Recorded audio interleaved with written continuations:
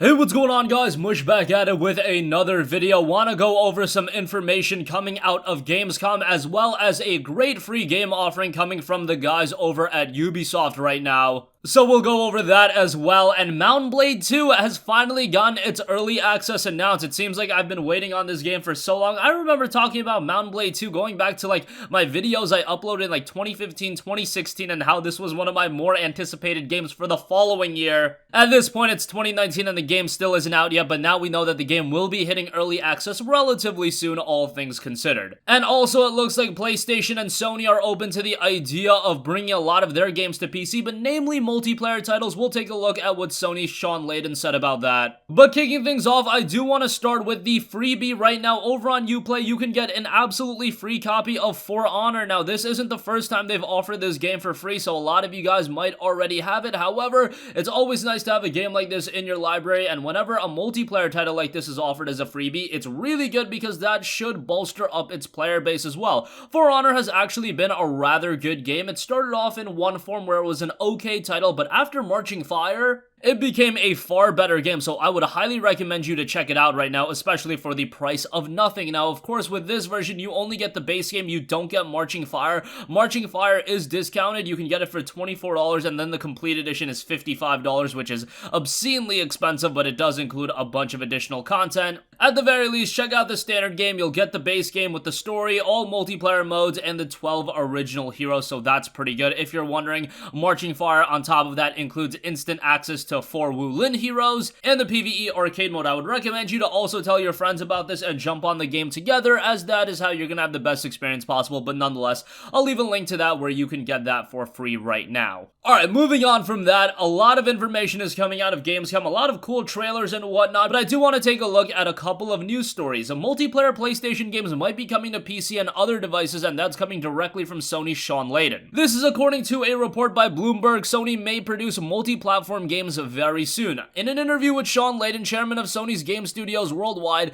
he said that exclusive titles will still be a part of the company's strategy, but that some games, particularly multiplayer titles designed to be played on personal computers, may see broader distribution. He noted, "We must support the PlayStation platform, that is non-negotiable. That said, you will see in the future some titles coming out of my collection of studios which may need to lean into a wider install base." Now, this particularly points towards multiplayer games, and as much as everyone, myself included, love PlayStation exclusives, whether that be a Spider-Man, whether that be a God of War, Death Stranding is highly anticipated. However, whenever Sony releases a multiplayer game, it generally isn't as well received. This is going back to last generation when you look at games like Starhawk, and then earlier this generation you look at games like Drawn to Death. Some of these games you guys may have never even heard about. That's because when they're limited to PlayStation users just a lot of the times don't associate multiplayer gaming with PlayStation. PlayStation is just generally seen for their single-player experiences. That's why games like The Last of Us, Uncharted, even though Uncharted did have a multiplayer component, in the case of Uncharted, the single player is the standout, and that's usually not the case for majority of games. Usually the multiplayer is what people go to bat for,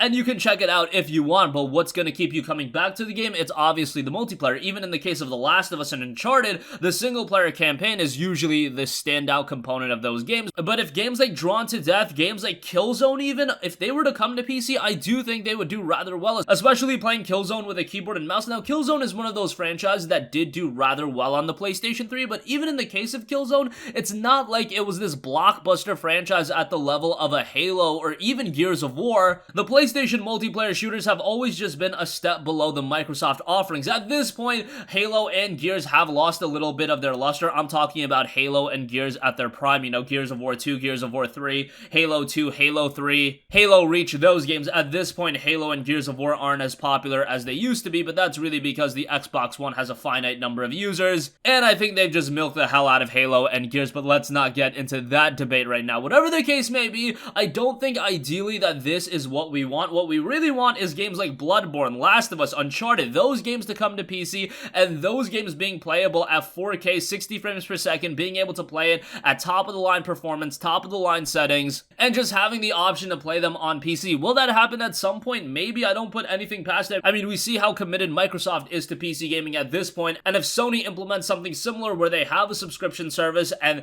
you know, you can download an app and people are subscribing to that service and consoles are a thing of the past, then sure. And I shouldn't say that consoles are a thing of the past, rather they're not as big of a focal point in terms of Sony's gaming business model, then yeah, at some point that could happen. But at this point, we know that Sony's gonna want to sell PlayStation 4s and PlayStation 5s when that does release. In the case of that, I don't think games like The Last of Us Part 2, Ghost of Tsushima, and all of those games are gonna come to PC, but could an off-the-wall Killzone title or a new IP first-person shooter or a multiplayer title come to PC? Yeah, sure, because I don't think those games are best suited for PlayStation 4 anyway. In the case of Killzone, you might want to debate me on that, but in a lot of cases, a lot of those free-to-play games like a Drawn to Death, would PC gaming have saved that game? No, not necessarily, just because I don't think that game fundamentally was all that great, but I do think PC could offer a bigger avenue for a game like that to be a much bigger success. That's my 2 cents on that. Alright, and lastly, here's some incredibly exciting news. Mount Blade 2 Bannerlord Early Access announcement. It has been confirmed that Mount Blade 2 Bannerlord will be available on Steam Early Access in March 2020. They don't give a specific release date, so I'm still a little bit skeptical,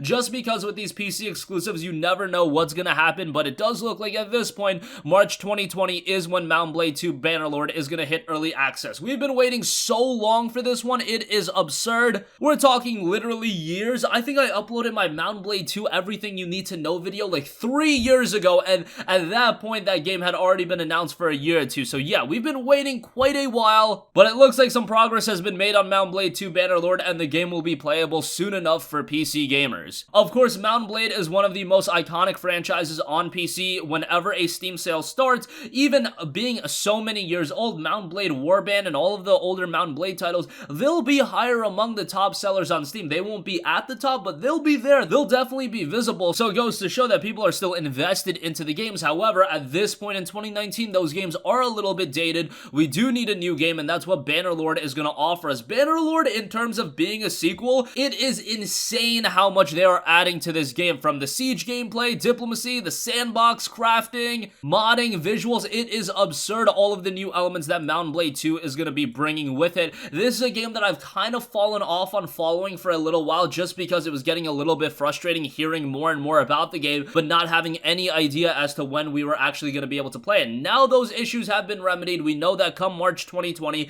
it is going to be playable to PC gamers, and this is one of those games that this is a true system seller for PC gaming. This is a game that I think will win people over that are, say, console-only players, and Mount Blade 2 is that game that gets them to jump ship and try out PC gaming just because it's that big of a game, it's that vast of a game. And again, with this one, it's such a step up compared to the previous Mount Blade games that I think it's going to be a big success. I think with the advent of streaming since the release of the original Mount Blade, and that being a big deal, I think this is a game that's going to be very popular on Twitch, be very popular among content creators, and I think it's going to spread like wildfire by the time it's ready to be released, and by the time people are playing it, and then it just trickles out. One friend tells the other, and I think just about every PC gamer is going to be playing it. Maybe I'm overselling the popularity of Mount Blade a little bit, but based on what I've seen of Mount Blade 2 Bannerlord, I think this is going to be one of the biggest games of 2020, on par with the biggest releases like a Cyberpunk 2077 and all of the other big releases that are coming next year, and it is looking jam-packed. I know generally speaking, fall is that time period when the most games are coming out, but when you look at early 2020, it looks even crazier, so I'm very excited for just the next 6 or 7 months in gaming altogether. A lot of compelling titles, a lot of interesting games, and Mount Blade 2 adds to the arsenal in that regard. And that's gonna conclude this video, guys. Again, For Honor, get that for free right now over on Uplay. Sony is saying that multiplayer PlayStation games may come to PC, and Mount Blade 2 is finally going to be playable for all PC gamers come March 2020. It'll be hitting early access. Hopefully, it does see its full release by the end of next year. But at this point, I'm just crossing my finger and hoping that the early access March 2020 window does stick. That's going to wrap up this video. If you guys do have a request for a future video, leave that in the comment section down below, and I will catch you guys in the next one. Peace out. Hey, what's going on, guys? Mush here again. Hope you enjoyed the video. As you guys might know, YouTube's notification system is sometimes a little bit wonky, even if you're subscribed to the channel. Maybe you're not abundantly aware that I uploaded a video. To remedy that situation, make sure you hit the bell notification button. This way, whenever I upload a new video, and I try to upload as consistently as possible, you will be notified directly of the upload, and you can watch it as soon as it goes live. I would really appreciate if you guys hit that button so you can stay up to date with all of the content I'm posting. But as always, guys, thanks for watching, and I'll catch you guys in the next one. Peace out.